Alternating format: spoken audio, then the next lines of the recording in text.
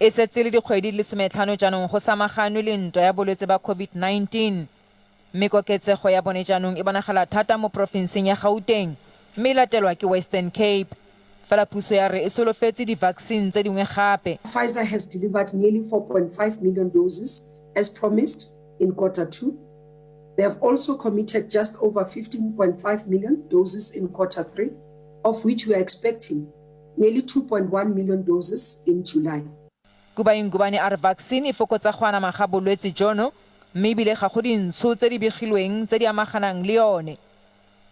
Fela o kgalemetse kgatlhanong le go repa. We must wear the masks actually all the time in public, but also wearing them correctly. I think most of the people will have their mask in their pockets, but others will actually wear their mask but not wear their mask correctly. Setheo sa thuto le sone se etswe tlhoko.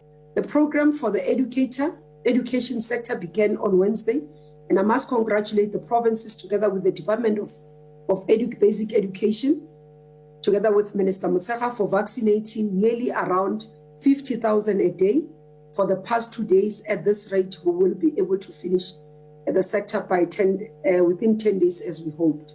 Go le jalo, go santse go na le dikgwetlho mabapi le vaccine ya Johnson & Johnson. Johnson & Johnson pipeline is not yet confirmed. It's just these 1.5 million doses that we've received at the moment.